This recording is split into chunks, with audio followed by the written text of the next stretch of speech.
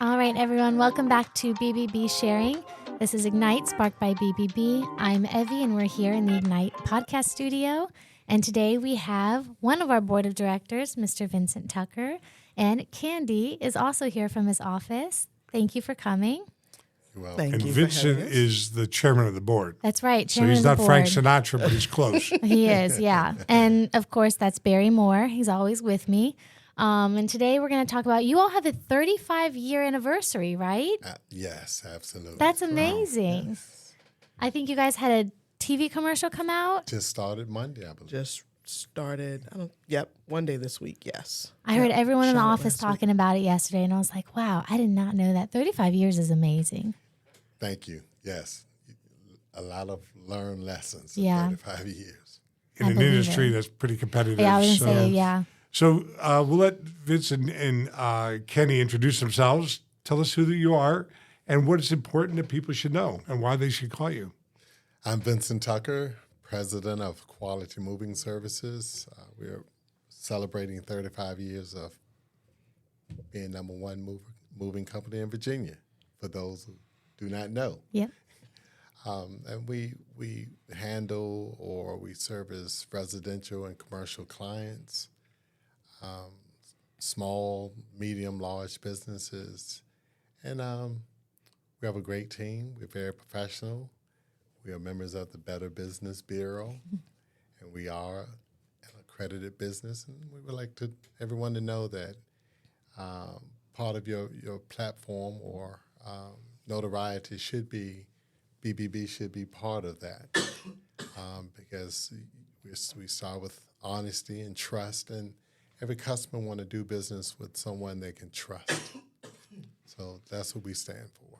And then accreditation, the one thing you do different than a lot of, and at the board meetings, I'm harp on it. The next board meeting, I'm really going to harp on it.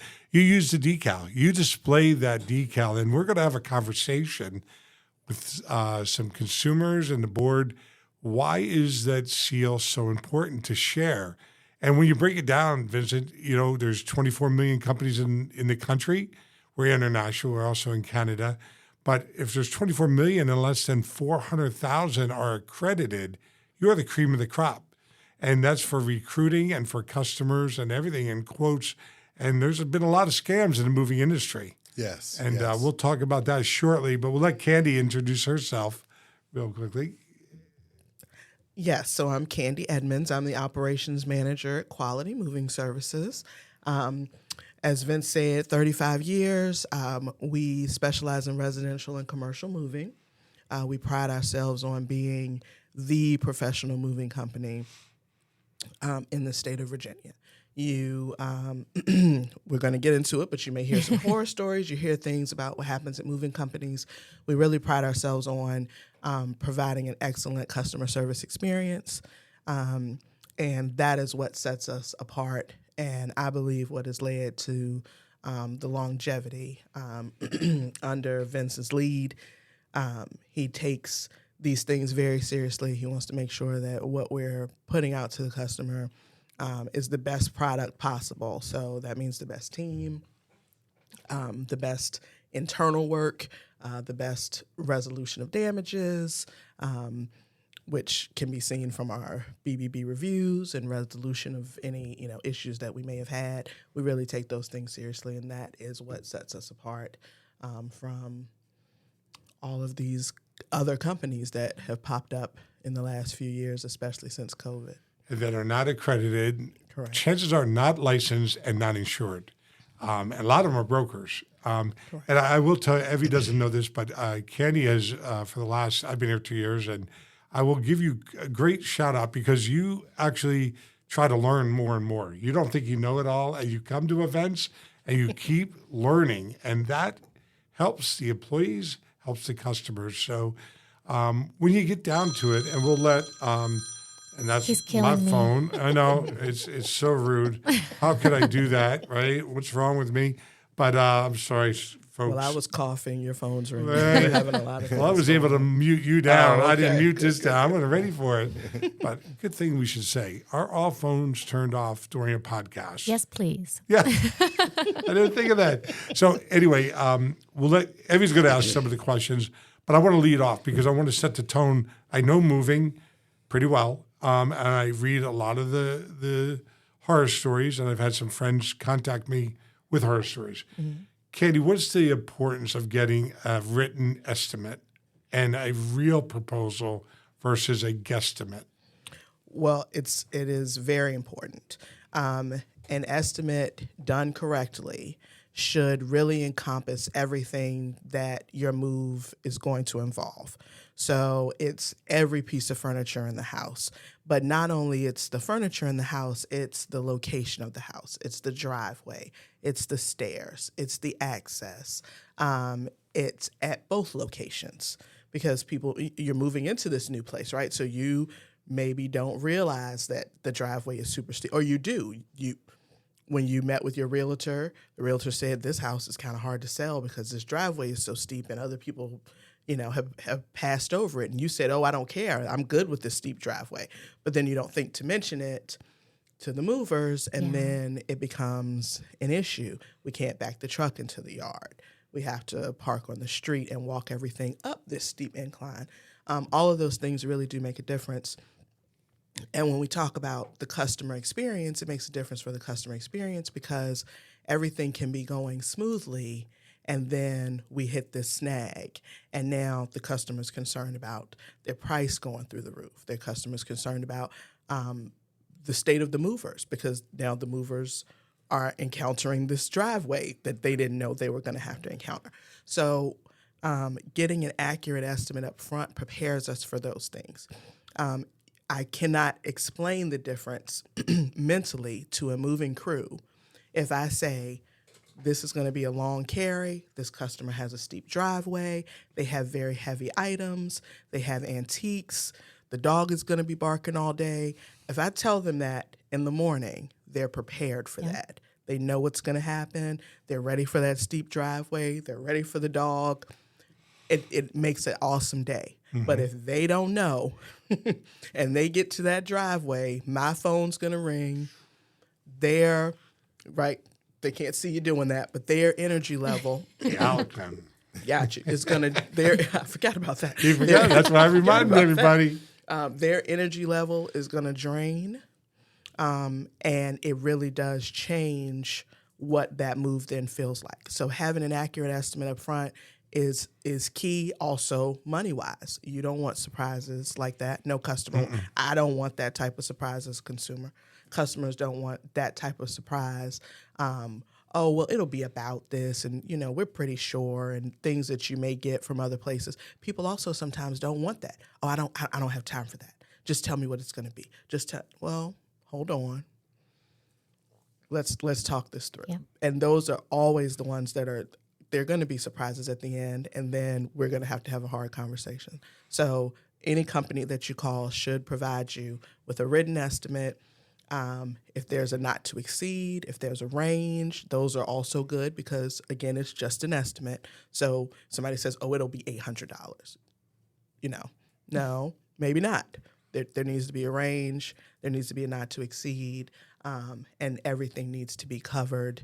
And you need to have some signatures and have it in writing. That's great advice. And I would assume on a big hill, and I've lived on a couple of big hills over my years in Pittsburgh and in New Jersey, and I love hills, but it probably doubles my cost. And I understand that because I go with my eyes open because I've been educated. And Evie is so new to the BBB brand, and she's been in business before. And this is what I love to see and hear and share with a community of consumers. Everything that Kandi just said, everything that Vince brings for 35 years, integrity, honesty, respecting their employees. You heard her say it without that word, but she also respects the clientele. And that is huge. I cannot tell you, Evie, at a young age, but believe it or not, a minority of companies are like that. Majority don't care. They just about the money. I actually was a little shell-shocked when I went to VCU. My dad has owned businesses since I was born, especially a well-known restaurant in Harrisonburg, Virginia, for over 30 years. Lots of locals know about it. People have, going to JMU, come and gone, working for my father, loved it. That's the type of environment I was used to working in. Started in there at 13 years old. There was no getting out of it. Absolutely not. But then I went to college and I would hear horror stories from my peers about the places that they work at, especially restaurants. And I was like, that's not how things are supposed to be. Like, that's not a leader or a manager, how they should be acting towards their employees. I'd never witnessed or heard anything like that before. So you're right, it is a minority. But there is one thing. You did say horror stories, Kandi, and I did want to mention, what are some scams that are really relevant that you see when it comes to moving companies? Yep. So we just had an instance where the Better Business Bureau sent us a claim is not the right word. What word am I looking for? A complaint. A customer was moved out of state, didn't receive their items, was quoted a different cost, was having a hard time getting a complaint resolution, weren't getting any answers back, and that complaint came to us by mistake. Was not our company. We had no affiliation, and I immediately responded, said no affiliation, and the Better Business Bureau took care of that and removed that complaint from our account. Thank you. But it did highlight some of those things that happen, especially it happens more with the out-of-state moves because these carriers broker jobs. Right. So one person might pick it up here, they drive it here, they put it in storage for a little bit, it comes over here, and then some local company then brings it to you. And this local company that brings it to you asks you for more money, they damage it, they steal, and since there was a round robin system of it getting to you, you then go after that local company that brought it to you in the end. So it is usually, I gesture a lot, those types of things that you hear about. People being asked for more money to release their items. A few years ago, there were a few news articles and things because it was much more prevalent then. But I haven't heard too much of that lately. Now it is usually just those long distance things and the issues that happen with those. We're seeing still a lot, and I shared with Vincent, I had a friend in Chesterfield County moved to Florida. If you remember that, it started out as a $7,000 job, finished up at $21,000. They would not release her stuff. And I remember sharing it with Vincent, just so you guys are aware, but we do see still a lot of things. So we're at about 13 minutes. A podcast is about probably 16 minutes for us right now. So I'd like to finish up with Vincent.